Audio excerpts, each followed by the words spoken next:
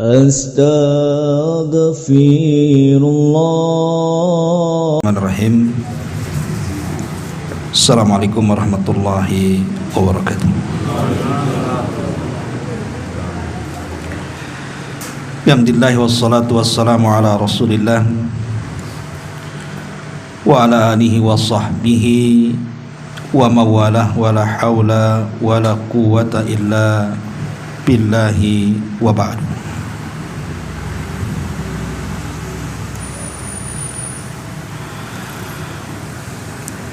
Alhamdulillah, segala puja dan puji hanya milik Allah subhanahu wa ta'ala. Salawat dan juga salam kita hadiahkan kepada Rasul kita Nabi besar Muhammad sallallahu alaihi wa ala alihi wasallam.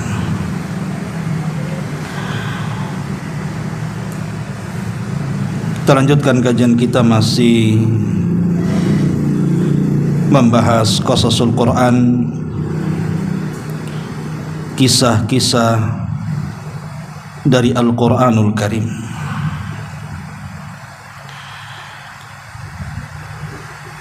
Dan kita masih mengambil kisah-kisah di dalam surah Al-Baqarah,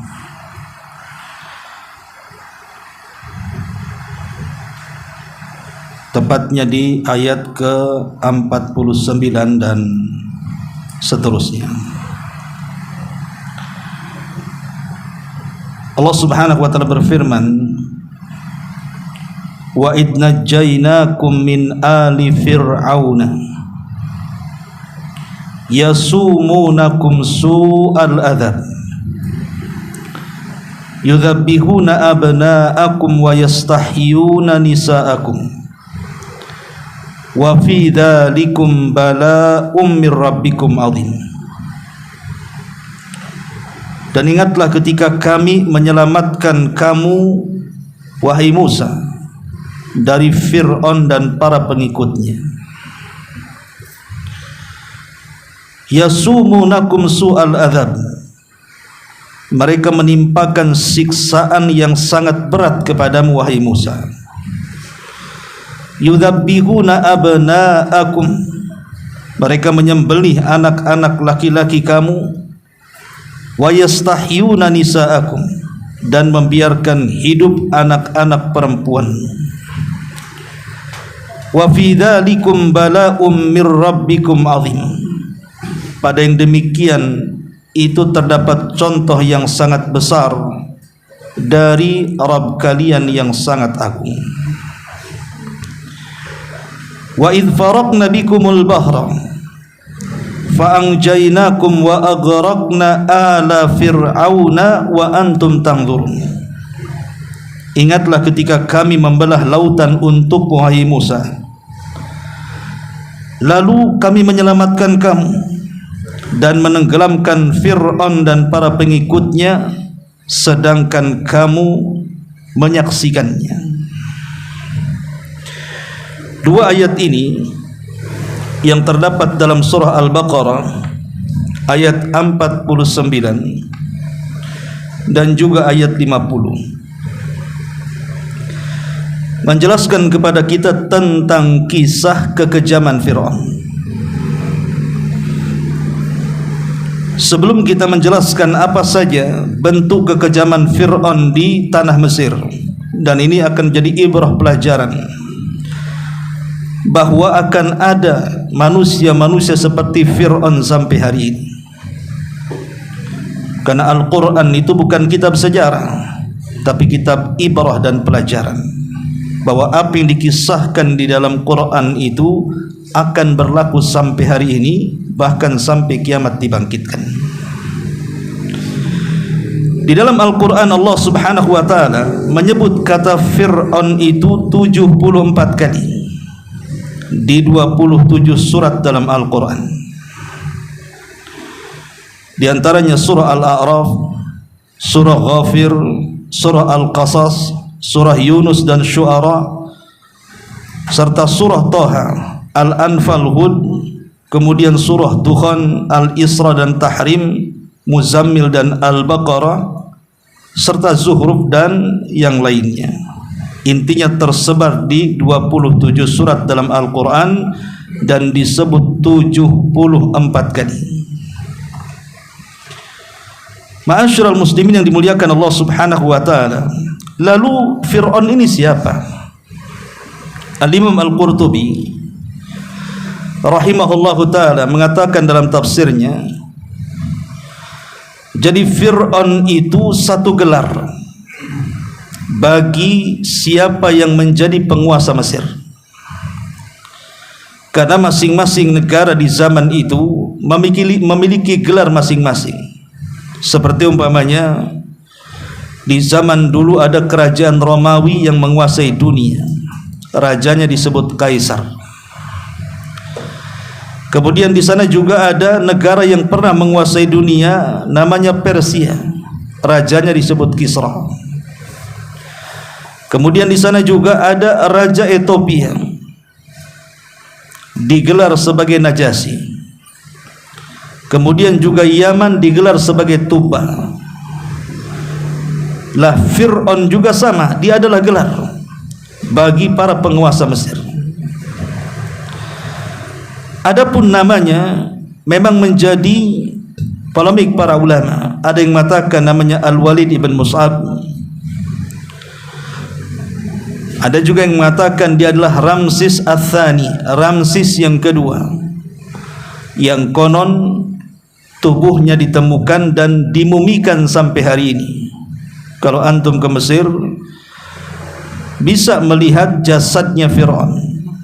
Tapi apakah Fir'aun yang ditemukanlah Fir'aunnya di zaman Nabi Musa atau disebut dengan Ramsis yang kedua? Wallahu a'lam.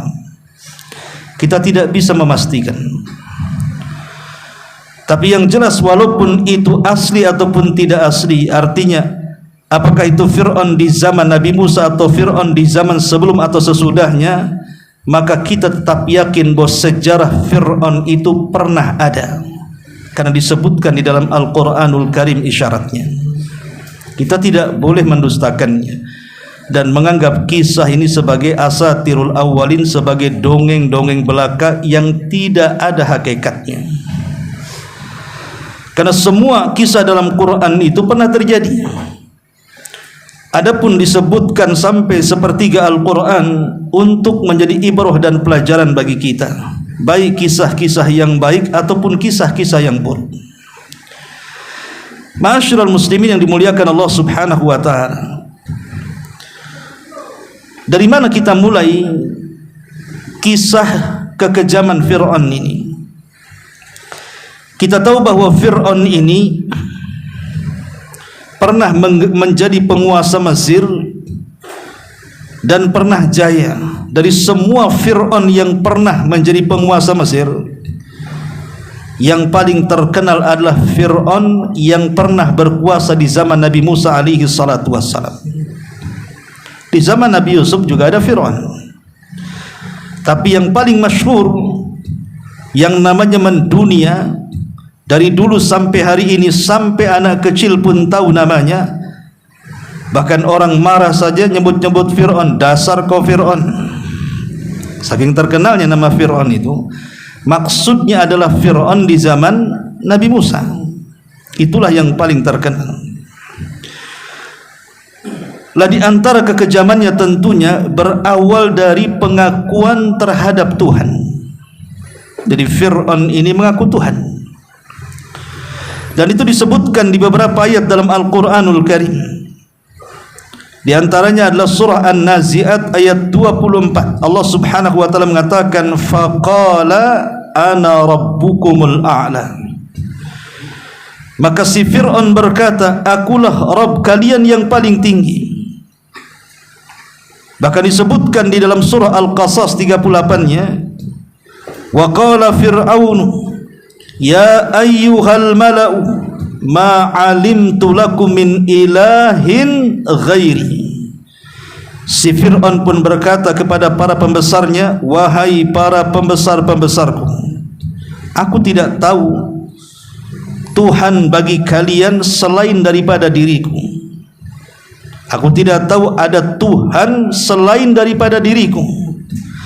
Dan inilah kekonyolan yang paling konyol dalam sejarah. Seseorang mengaku Tuhan.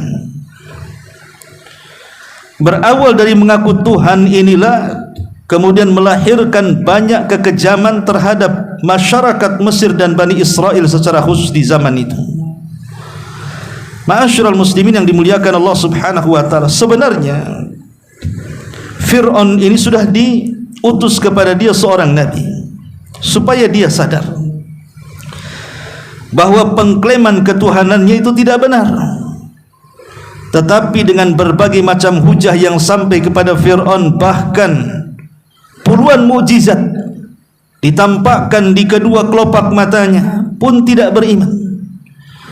Makanya Allah Subhanahu wa taala berfirman di dalam surah Al-Muzammil ayat 15-16-nya, inna arsalna ilaikum rasulan syahidan alaikum kama arsalna ila fir'auna rasula. Sesungguhnya kami telah mengutus kepada kamu, hai orang-orang kafir Mekah, seorang rasul yang menjadi saksi terhadap kalian, sebagaimana kami dulu pernah mengutus seorang rasul kepada Fir'aun. Maksudnya Musa alaihi salatu wassalam. Tapi apa yang terjadi? Allah katakan fa'asa fir'aunur rasula fa'akhadnahu akhdan wabila. Maka Fir'aun pun bukan menerima dakwah Musa alaihi salam, justru mendurhakai rasul itu.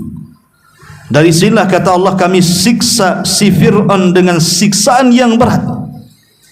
Maksudnya Allah azab dengan cara ditenggelamkan ia dan para pengikutnya di Laut Merah.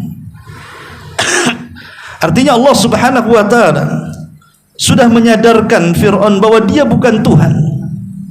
Dengan cara apa? Mengutus utusan. Dialah Nabi Musa alaihi salatu wassalam. Bagaimana kisahnya? Secara singkat. Jadi Fir'aun ini dia selalu bermimpi. Dalam mimpinya dikisahkan dalam kisah atau riwayat-riwayat yang disebutkan oleh Imam Ibnu Katsir. Jadi dia bermimpi ada api yang sangat besar yang terus merambah, seperti yang kita saksikan di Los Angeles, kemudian yang terbaru di Israel sana. Kemudian sampai merambah ke negeri Mesir, karena kita tahu Palestina dengan Mesir ini hanya dibatasi dengan jalur Gaza. Jadi ya darat, dia bukan dipisah lautan. Akhirnya kemudian api itu terus melahap sampai ke Mesir dan membakar seluruh kota-kota, desa-desa dan daerah-daerah di Mesir. Anehnya ada satu perkampungan yang dihuni oleh Bani Israel tidak terbakar. Mimpi ini kalau hanya sekali saja mungkin tidak dipikirkan Fir'aun. Tapi kalau mimpi ini berkali-kali dengan mimpi yang sama, tentu dipikirkan kita saja. Kalau mimpi berkali-kali dan sama mimpinya, mungkin kita stres kan gitu. Kenapa mimpinya si ini aja? Kenapa tidak yang lain? Lah setiap penguasa itu kan pasti ada penasihat spiritual. Bahasa halusnya, bahasa kasarnya dukun lah kan itu. Maka kemudian dikumpulkan tuh para penasihat itu. Kemudian diceritakan mimpinya, ada apa gerangan dengan mimpi yang aneh ini. Maka para penasihat spiritual Fir'aun ini menghabarkan bahwa akan muncul satu kelahiran, satu bayi, di mana bayi nanti akan besar, dan bayi inilah yang akan menumbangkan kekuasaan Fir'aun. Seorang raja pasti akan ada rasa takut ditumbangkan kekuasaannya. Siapapun yang menjadi pemimpin negara itu pasti takut kan gitu ya, kalau seandainya ditumbangkan kekuasaannya. Makanya biasanya seperti negeri kita saja, kalau pada periode pertama untuk masuk periode kedua itu dia sudah dipersiapkan tuh siasahnya dari sekarang kan. Jangan sampai nih tahun depan, 5 tahun ke depan saya kalah. Karena memang pangkat dan jabatan itu akan menguasai kita. Itulah kegilaan orang-orang yang berpolitik di situ. lah Fir'aun itu menghalalkan segala cara. Sebagaimana para penguasa yang haus kekuasaan pasti menghalalkan segala cara untuk bertahan di tahta kekuasaannya. Makanya akhirnya kemudian Fir'aun pun membuat sebuah aturan, bantai seluruh bayi-bayi Bani Israel. Maka Fir'aun pun mulai menggenosida, membantai anak-anak Bani Israel, terutama yang laki-laki. Dibantai mereka karena takut kalau besar rupanya sesuai dengan mimpinya. Itulah yang dilakukan Israel terhadap rakyat Palestina. Dia takut kalau seandainya bayi-bayi itu tidak dibom, tidak dibantai, maka mereka akan besar, kemudian akan menjadi pejuang, kemudian akan menyerang Israel dan mengalami kelumpuhan. Makanya sebelum mereka memiliki generasi, maka mereka menghabiskan bayi-bayi kaum muslimin. Kekejaman persis seperti Fir'aun.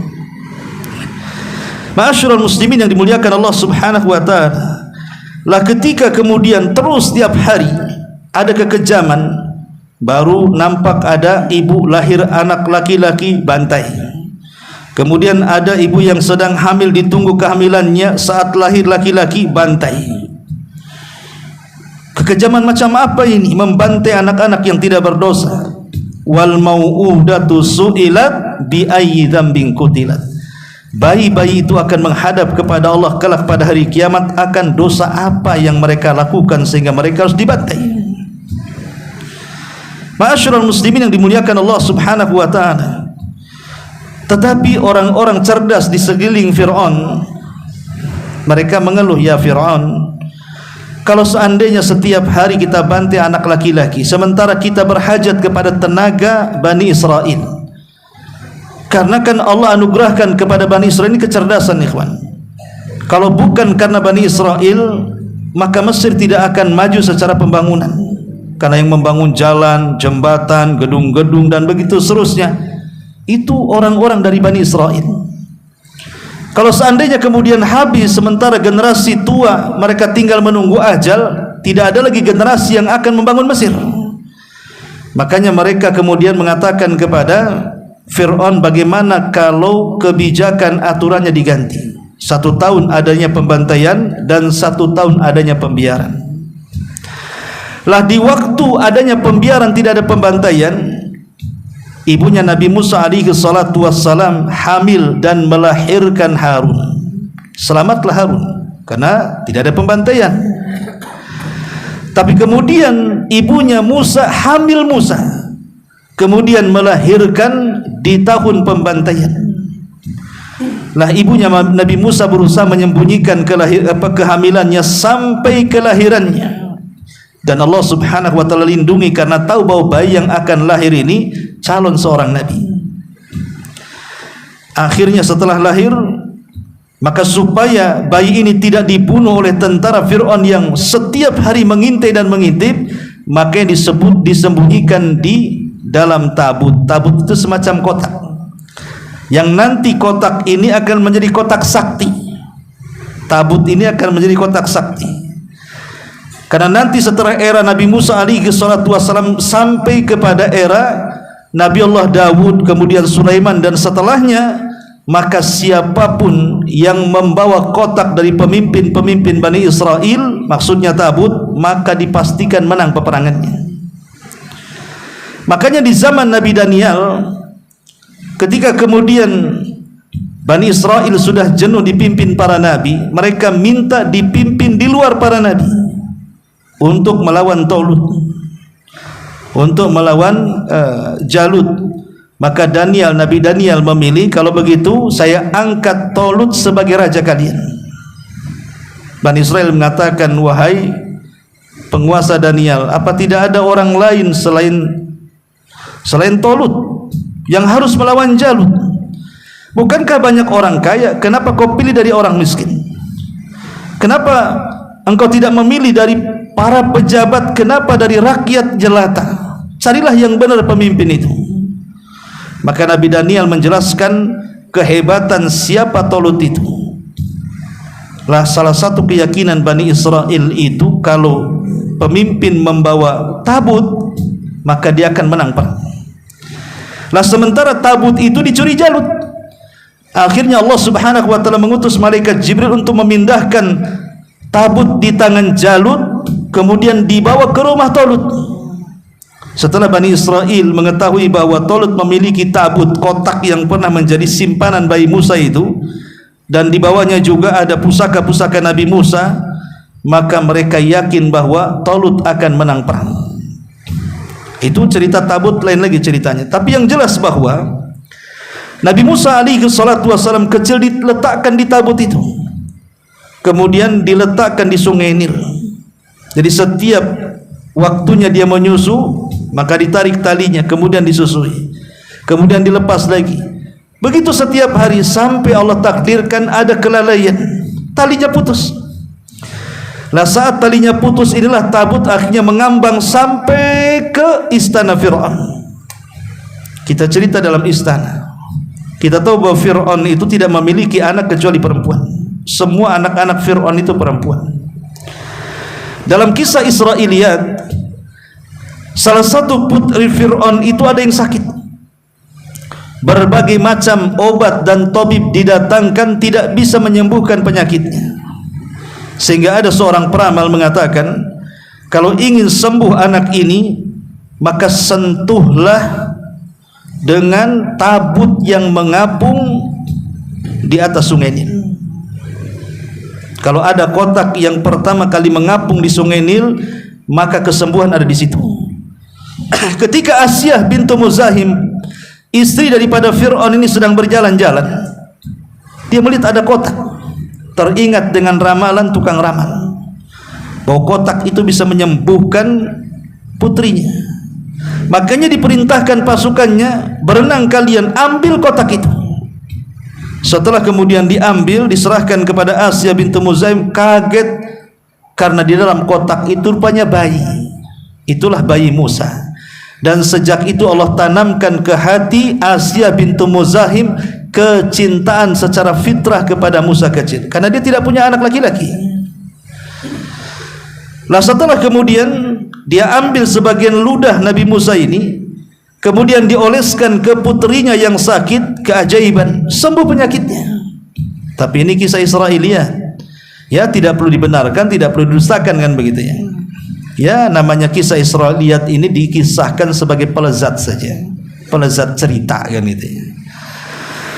Singkat cerita, ketika kemudian Fir'aun ini mengetahui bahwa ada tabut yang berisikan bayi, mulai khawatir.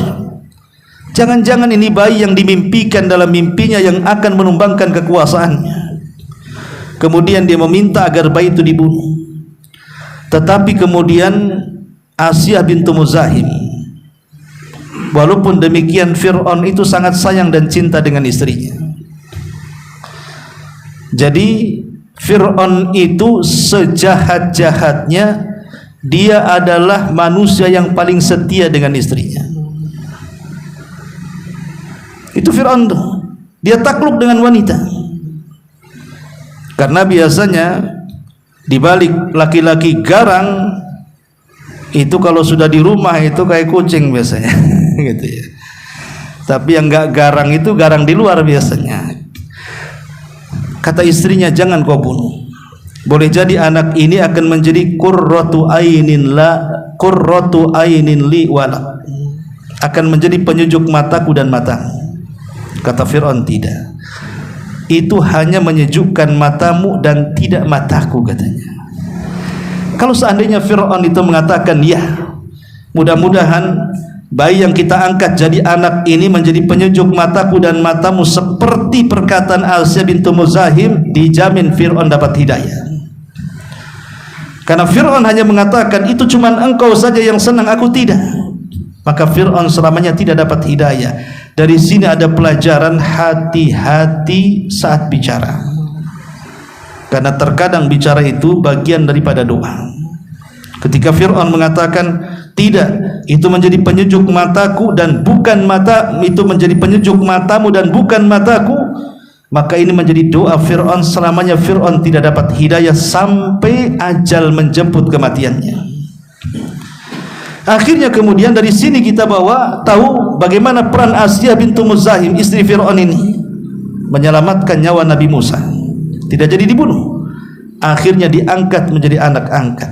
Singkat cerita, maka Nabi Musa pun tumbuh di istana Fir'aun. Setelah kemudian Musa pun menjadi remaja dan dewasa, ada peristiwa di mana ketika Nabi Musa berjalan-jalan di ganggang kota Mesir ini, ada dua anak muda yang berkelahi.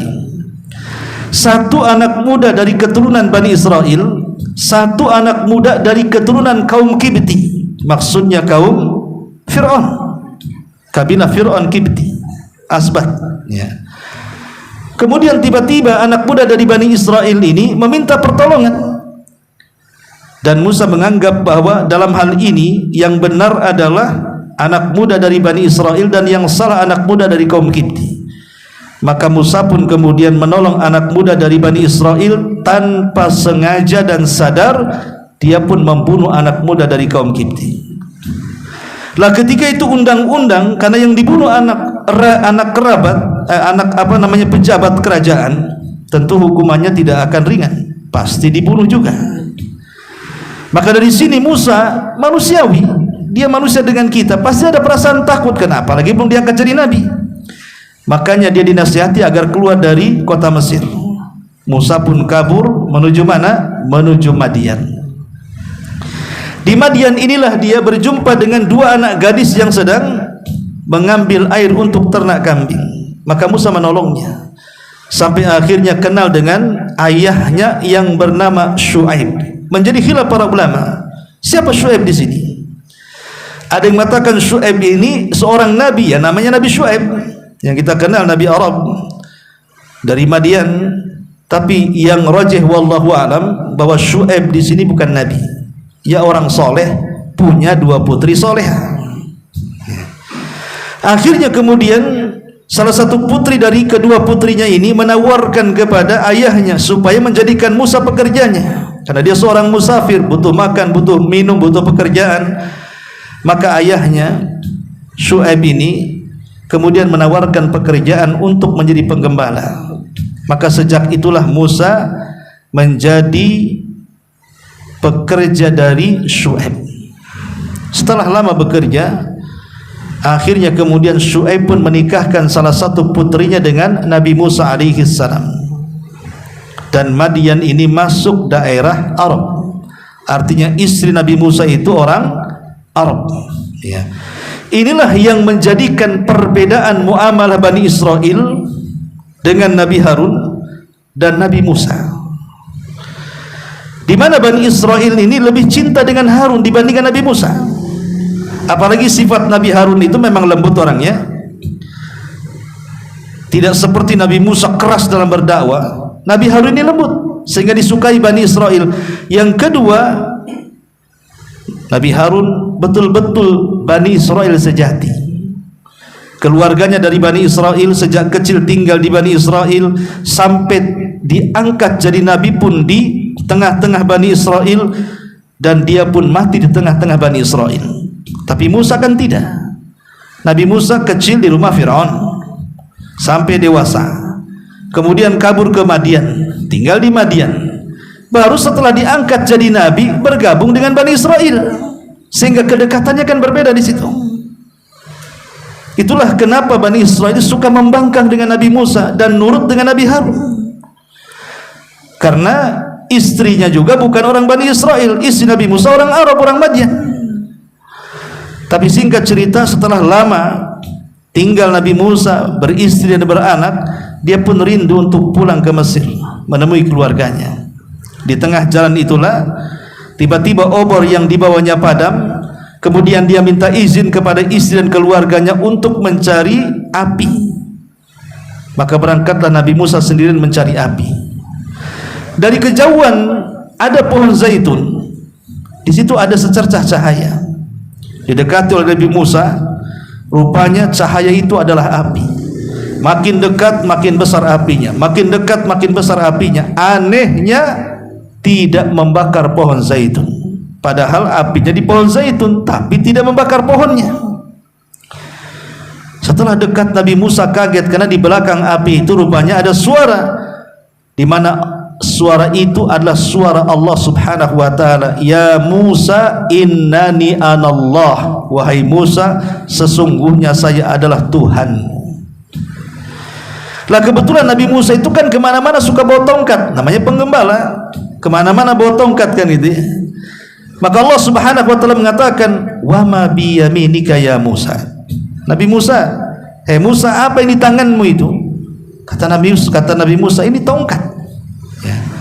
Kata Allah Subhanahu wa taala, kalau begitu lemparkan tongkatmu, katanya. Maka Nabi Musa setengah ketakutan, dia melemparkan tongkat itu, rupanya berubah jadi ular tongkatnya. Apa tidak kaget lagi? Selama ini tongkat yang dibawa kemana-mana rupanya jelmaan ular pula kan itu ya. Kan kaget kita jadinya ya. Akhirnya Allah mengatakan, ya Musa, tangkaplah ular itu. Coba bayangkan ular besar suruh nangkap, pegang ekor patok kepala kan itu ya. Pegang kepala makin dipatok kan itu. Tapi Allah mengatakan, tangkaplah ular itu. Setelah ditangkap tiba-tiba berubah menjadi tongkat lagi. Kemudian Allah mengatakan, masukkan tanganmu ke pesakmu. Ketika dimasukkan tangannya, tiba-tiba bercahaya seperti baterai, seperti lampu sorot gitu ya. Artinya sudah tidak dihajatkan lagi obor. Allah sudah ganti dengan cahaya di tangannya. Dan itu mukjizat yang luar biasa. Dan Allah katakan peristiwa ini akan terulang nanti ya. Singkat cerita, maka dari sini Nabi Musa alaihi salatu wasallam diangkat resmi menjadi nabi dan rasul, dan satu-satunya nabi yang berdialog langsung tanpa penerjemah. Makanya Musa disematkan padanya Kalimur Rahman, nabi yang selalu diajak bicara dengan Allah tanpa perantara Jibril. Ya, memang bukan Nabi Musa satu-satunya disebut Kalimur Rahman. Di sana ada 3 nabi. Pertama, Nabi Adam alaihi salatu wassalam berdialog langsung dengan Allah di sorga tanpa perantara. Kemudian Nabi kita Muhammad sallallahu alaihi wasallam juga pernah berdialog langsung dengan Allah tanpa perantara dalam peristiwa Isra Mi'raj di Sidratil Muntaha. Kemudian Nabi Musa alaihi salatu wassalam yang paling sering berdialog dengan Allah. Makanya wajar laqab Kalimur Rahman hanya disematkan kepada Nabi Musa alaihi salatu wassalam. Maka Musa pun kemudian mengemban risalah, disuruh untuk mendakwai Fir'aun. Idhab ila fir'auna fa innahu tagha. Pergi kau kepada Fir'aun, dia manusia yang paling melampaui batas. Apa saja kekejaman Fir'aun? Itu kisah pertemuan Nabi Musa setelah diangkat jadi nabi. Secara ringkas saja, di antara kekejaman Fir'aun tadi sudah disebutkan bahwa dia mengaku sebagai Tuhan. Yang kedua, kesombongan yang luar biasa. Jadi Fir'aun itu memiliki watak dan sifat yang sangat sombong. Sampai-sampai dia mengatakan, ya qaumi, alaysa li mulku Misra wa hadhihi al-anhar tajri min tahti afala tubsirun. Wahai kaumku, bukankah kerajaan Mesir ini semua ada di genggamanku, dan bukanlah seluruh sungai-sungai dan lautan Mesir itu ada di bawah kakiku? Tidakkah kau melihat? Lihat kesombongannya.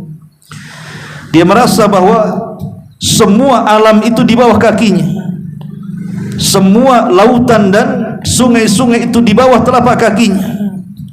Karena dia sombong dengan sungai, makanya wajar al-jaza min jinsil amal, sebagai balasannya dia ditenggelamkan di air, ditenggelamkan di Laut Merah, karena dia bersombong dengan air, baik sungai atau lautannya kan.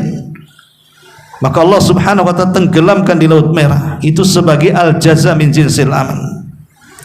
Kemudian yang ketiga, sebagaimana disebutkan dalam ayat yang kita bahas, melakukan genosida bertahun-tahun. Entah ratusan ribuan jiwa bayi laki-laki yang dibantai oleh Fir'aun ini. Makanya Allah Subhanahu wa ta'ala katakan di sini,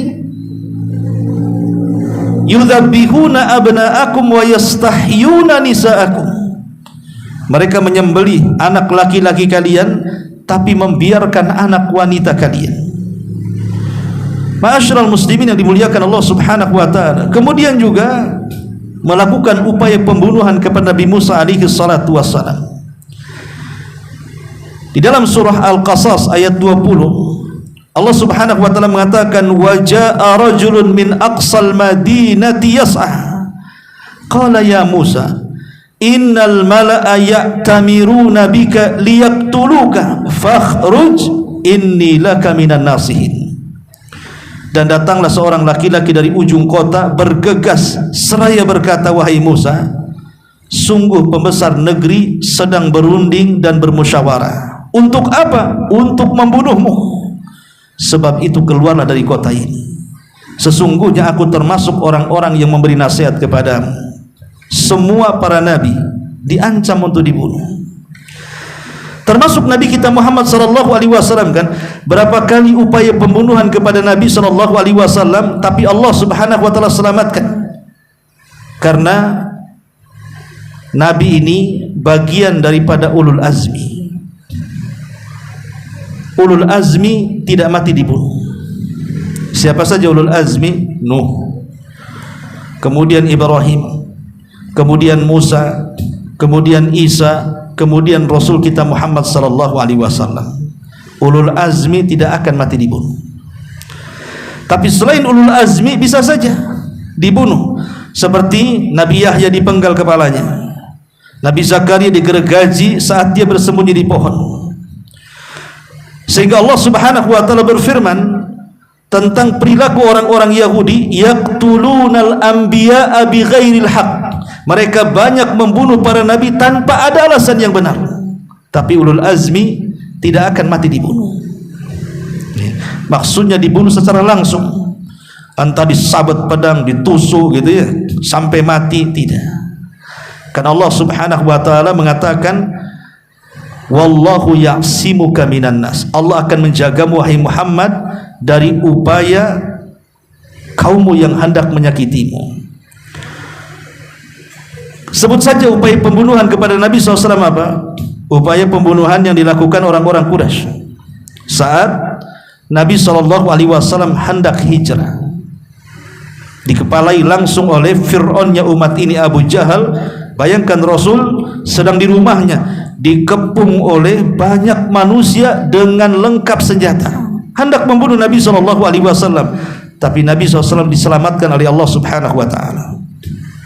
Kemudian sampai di kota Madinah, belum lagi dikejar-kejar kan. Kemudian sampai di kota Madinah, orang-orang Yahudi juga berusaha untuk membunuh Nabi, mulai dengan cara hendak melemparkan batu dari atap oleh Bani Quraisy. Akhirnya kemudian terjadi peperangan terhadap orang-orang Yahudi. Ataupun Nabi SAW berusaha untuk disihir, dibunuh dengan cara disihir oleh Labid ibn Asam seorang Yahudi, atau dengan cara diracun oleh Zainab bintul Harith. Dan banyak lagi upaya-upaya pembunuhan kepada Nabi SAW, termasuk juga Nabi Musa alaihi salatu wassalam tidak lepas dari upaya pembunuhan.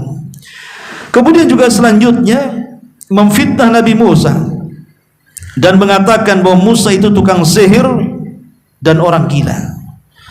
Allah Subhanahu wa taala mengatakan dalam surah An-Naml ayat 13, falamma ja'athum ayatuna mubsyiratan qalu hadha sihrun mubin. Ketika kami datangkan kepada mereka ayat-ayat kami, maksudnya mukjizat-mukjizat kami, secara terang-terangan bisa dilihat mata, mereka hanya mengatakan ini sihir yang nyata. Coba bayangkan, mereka diperlihatkan mukjizat yang luar biasa, kodok di mana-mana, kutu di mana-mana, air menjadi darah, kekeringan di mana-mana. Kemudian belum lagi kemudian belalang di mana-mana luar biasa. Tapi tidak menjadikan kemudian mereka sadar dan bertobat kemudian masuk kepada agama Islam, agama yang dibawa Nabi Musa. Tapi mereka justru menuduh Nabi Musa tukang sihir. Persis seperti yang dialami Nabi sallallahu alaihi wasallam. Ketika orang-orang Quraisy meminta kepada Nabi sallallahu alaihi wasallam mengatakan, "Ya Muhammad, kalau engkau memang seorang nabi dan rasul, tentunya kau punya mukjizat." Kata Rasul, "Apa yang kalian inginkan?" "Kami ingin kau membelah bulan jadi dua," katanya. Sesuatu yang tidak mustahil. sesuatu yang mustahil kan membelah bulan jadi dua, tapi tidak mustahil bagi Allah Subhanahu wa taala yang memang menciptakan bulan.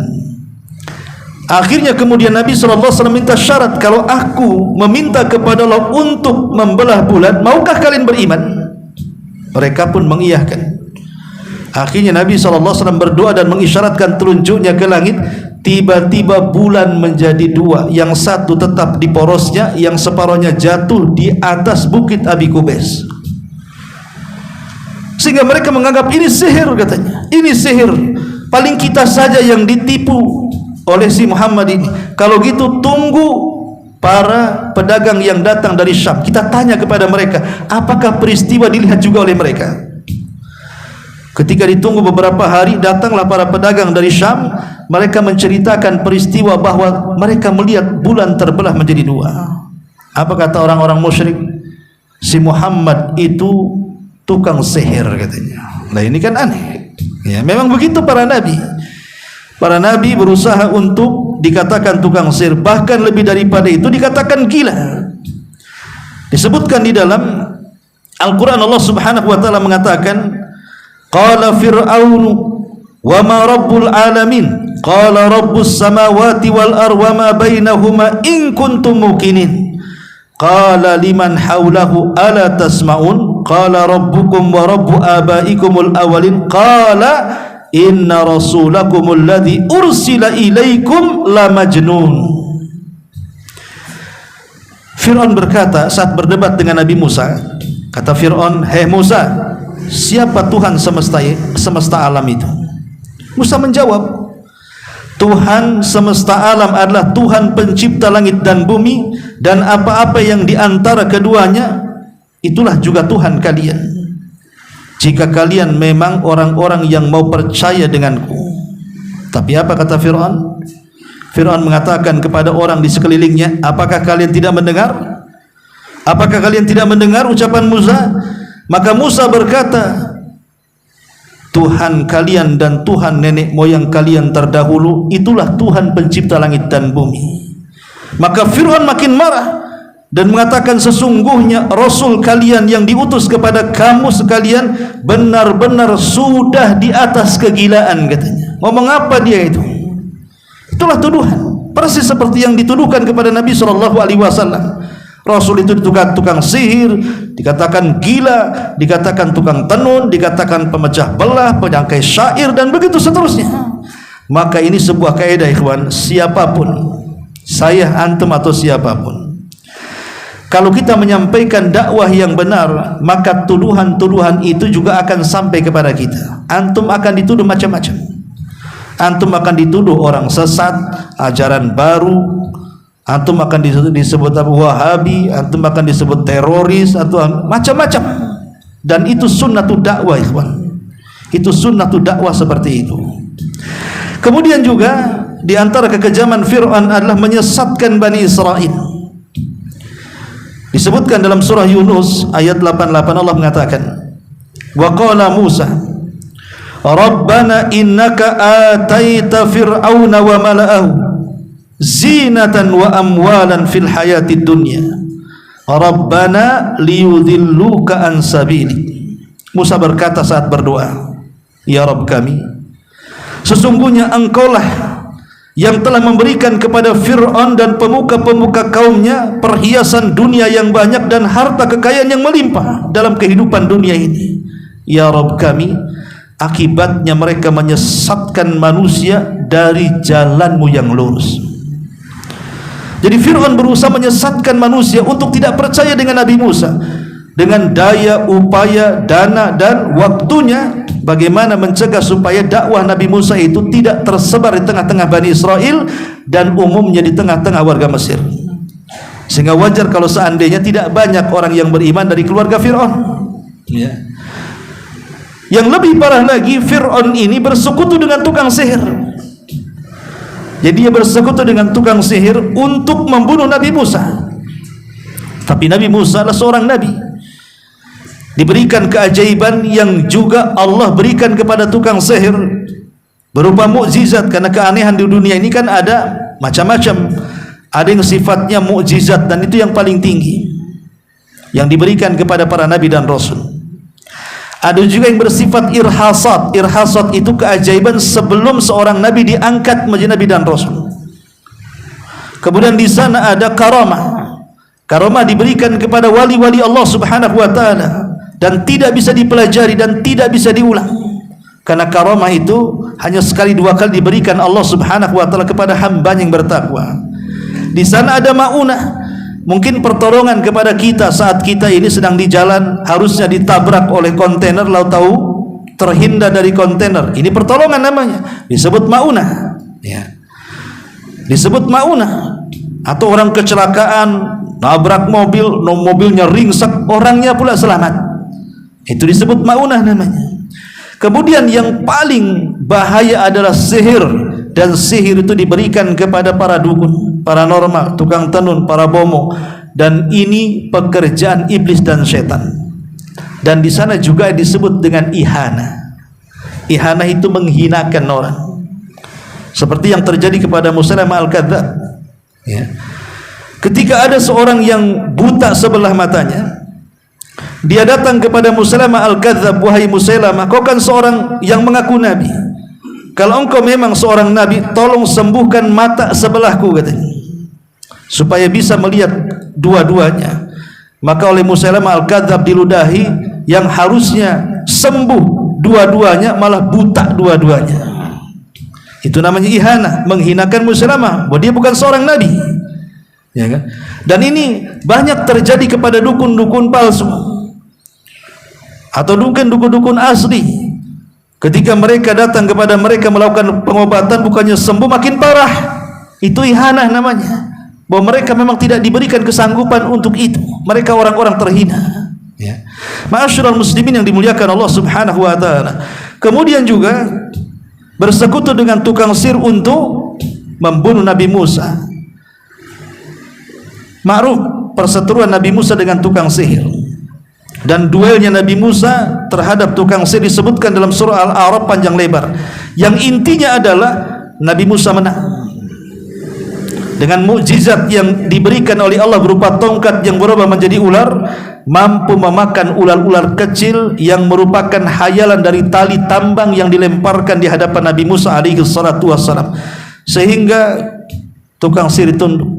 Dan mereka pun sujud kepada Nabi Musa, kepada agama Nabi Musa, sujud kepada Allah Subhanahu wa taala dan ikut agama Nabi Musa. Fir'aun marah, kemudian mengatakan, la uqatti'anna aydiyakum wa arjulakum min khilaf thumma la usallibannakum ajmain. Demi Allah, kata Musa, sesungguhnya aku akan memotong tangan dan kaki kalian dengan cara bersilang secara bertimbal balik, kemudian sesungguhnya aku akan menyalib setelah itu kepada kalian. Marah Musa terhadap dukun-dukunnya, sampai Abdullah ibn Abbas radhiyallahu anhu mengatakan, lihat dukun-dukun Fir'aun itu, di pagi hari mereka saharatun fajara, dukun-dukun yang jahat, tapi di sore hari syuhadaun barara, mereka menjadi para syuhada yang membela agama Nabi Musa. Karena semua dibantai Fir'aun, paginya membela Fir'aun, sorenya membela Nabi Musa, mereka dibantai. Makanya Abdullah ibn Abbas mengatakan, lihat dukun-dukun itu, di pagi hari mereka penyihir yang jahat, di sore hari mereka sudah menjadi para syuhada yang baik, katanya. Subhanallah, ya. Ma'asyiral muslimin yang dimuliakan Allah Subhanahu wa taala, dan banyak lagi kekejaman Fir'aun yang disebutkan di dalam Al-Qur'an. Tapi yang jelas bahwa setiap kezaliman pasti ada balasannya. Wala tahsabannallaha ghafilan amma ya'malu zalimun. Jangan kau sangka orang zalim itu, jangan kau sangka Allah itu lalai terhadap kezaliman orang zalim. Akan ada waktu pembalasannya. Apalagi Nabi SAW mengatakan, ma min dzambin ajjalallahu uqubatahu fid dunya qabla al-akhirah. Ada dosa yang disegerakan hukumannya di dunia sebelum akhirat, salah satunya al-baghyu, kezaliman. Kezaliman ini terkadang Allah berikan cash di dunia sebelum akhirat. Di dunia sudah disengsarakan, di akhirat lebih-lebih lagi. Contohnya di zaman sahabat, ada seorang namanya Arwa bintu Uwais, seorang wanita tua, berseteru dengan seorang sahabat, satu di antara 10 sahabat yang dijanjikan masuk surga, Sa'id ibn Zaid. Sa'id bin Zaid punya sebidang tanah. Tiba-tiba wanita tua Arwa bintu Uwais ini mengatakan, "Hei Sa'id, itu tanahku, bukan tanahmu." Jadi tuduh Sa'id menyerobot tanahnya Arwa bintu Uwais, padahal itu tanahnya Sa'id. Ya. Sampailah ketika perseteruan ini kepada seorang penguasa di zaman itu, Khalifah Marwan ibn Hakam. Dan Marwan ibn Hakam pun kemudian memutuskan, "Ya Sa'id, apa bukti bahwa tanah ini milikmu?" Dia mengatakan, "Ini milikku, warisan dari orang tuaku. Memang aku tidak punya bukti, tapi ini milikku." Ya. Tetapi kemudian Khalifah Marwan mengatakan kepada Arwa bintu Uwais, dia tidak ada bukti. "Maukah kau bersumpah bahwa tanah ini milikmu?" Kata wanita ini, "Siap bersumpah." Kata Sa'id, "Wahai Marwan, dia orang jahat. Kenapa harus bersumpah?" katanya. "Dia yang mengambil tanahku." Kata Khalifah Marwan, "Begitu kata Nabi." Yang menuduh, dia cukup mendatangkan bukti, yang dituduh cukup bersumpah saja. Maka Sa'id bin Zaid mengatakan, "Ya Marwan, apakah kau tidak mendengar sabda Nabi SAW, siapa yang mengambil tanah sejengkal saja, maka akan dikalungkan 7 lapis bumi pada hari kiamat." Kata Khalifah Marwan, "Kalau memang engkau sudah membacakan hadis, saya tidak akan meminta bukti lagi kepadamu." Akhirnya Sa'id mengalah, diambilnya tanah itu oleh Arwa bintu Uwais. Kemudian Sa'id mengatakan, kalau dia berdusta, dia tidak jujur wanita itu, kudoakan, "Ya Allah, panjangkan usianya, butakan matanya, matikan di kebunnya." Bayangkan doanya. Sa'id bin Zaid, karena dia di pihak yang dizalimi kan. Apa yang terjadi setelah Sa'id kemudian meninggalkan kebun itu dan dikuasai oleh Arwa ibn Uwais? Akhirnya betul, dia panjang usianya tapi buta. Karena kebutaannya, ketika dia masuk ke kebunnya, kemudian dia tersandung oleh batu, kebetulan ada lubang di setelahnya, masuk dia ke dalam lubang, meninggal dalam lubang itu. Lihat bagaimana, dan kisah ini selalu dicontohkan para ulama. Inilah bentuk kezaliman yang khas di dunia. Hati-hati orang-orang yang dizalimi itu, doanya manjur itu, walaupun yang dizalimi orang kafir. Maka doa orang kafir bisa dikabulkan oleh Allah, bukan karena kekafirannya, tetapi Allah mengabulkan karena Allah tidak suka dengan kezaliman dan Allah senang dengan keadilan. Ma'asyiral muslimin yang dimuliakan Allah Azza wa Jalla, maka Fir'aun juga sama. Berbagai macam kekejaman dan kezaliman dilakukan kepada Bani Israel. Makanya sebagai hukumannya Allah azab Fir'aun. Dengan cara apa? Ketika dia mengejar Nabi Musa dan Bani Israel dengan seluruh pasukan bala tentaranya, maka Nabi Musa kemudian diperintahkan untuk memukul tongkatnya, maka terbelah lautan menjadi 12 bagian, karena memang Bani Israel kan 12 kabilah. Setelah menyeberang, tiba-tiba Fir'aun disangkanya itu jalan bukan lautan, dia pun mengejarnya. Ketika Bani Israel dan Nabi Musa sudah ada di ujung, Fir'aun di tengah-tengah. Disitulah Nabi Musa diperintahkan, "Pukullah tongkatmu supaya menyatukan lagi air lautan." Disitulah Allah tenggelamkan Fir'aun. Di sini ketika Fir'aun hendak tenggelam, Fir'aun ini sempat bertobat kepada Allah Subhanahu wa taala dan mengatakan, amantu annahu la ilaha illa alladhi amanat bihi Banu Israel. Jadi Fir'aun itu sempat mengucapkan kalimat tauhid dan dia mengatakan, "Aku beriman sesungguhnya dia Allah Subhanahu wa taala, tidak ada sesembahan yang disembah kecuali Dia, itulah Tuhan yang diimani Bani Israel. Aku beriman dengan apa yang diimani Bani Israel," kata. Sehingga terjadi perdebatan para ulama, apakah Fir'aun ini beriman ataukah dia kafir? Karena dia menyebut kalimat la ilaha illallah sebelum matinya kan. Apakah dia beriman dengan kalimat itu ataukah dia kafir? Maka para ulama mengatakan Fir'aun itu mati kafir berdasarkan ijma' kaum muslimin. Tidak ada khilaf di tengah-tengah kaum muslimin bahwa Fir'aun itu mati kafir. Adapun ucapan kalimat la ilaha illallah atau kalimat amantu bima amanat bihi Banu Israel, ini kalimat yang sudah telat diucapkan Fir'aun. Kenapa?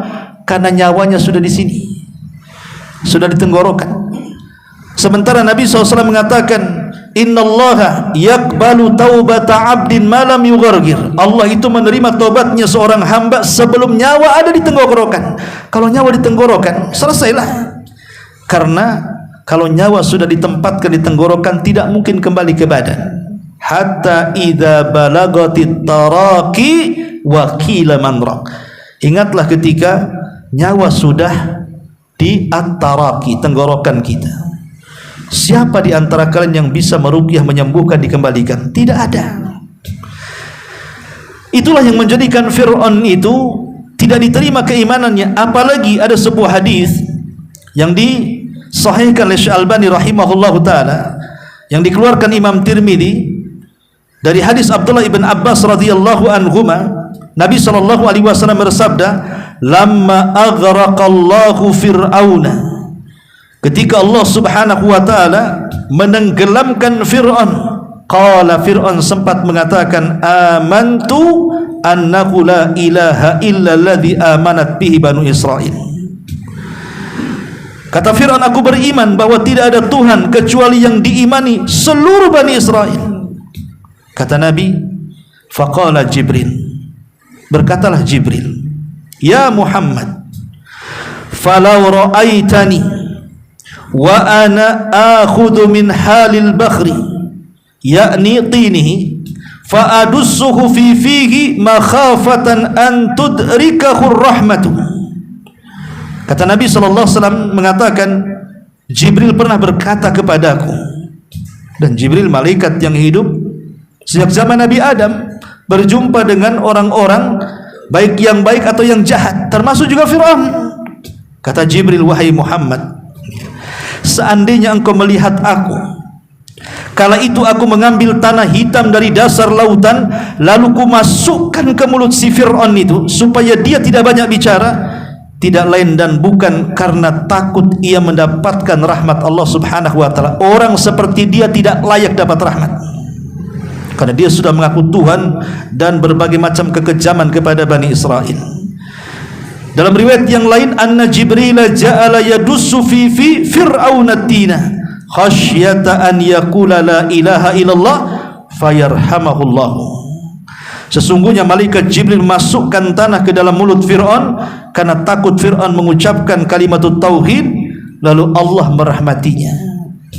Intinya di sini, maka Fir'aun mati su'ul khatimah, mati dalam keadaan kafir, dan nanti pada hari kiamat Allah Subhanahu wa taala mengatakan, an-naru yu'raduna 'alaiha ghuduwan wa ashiya wa yauma taqumus saa'ah adkhilu ala fir'auna asyaddal adzab.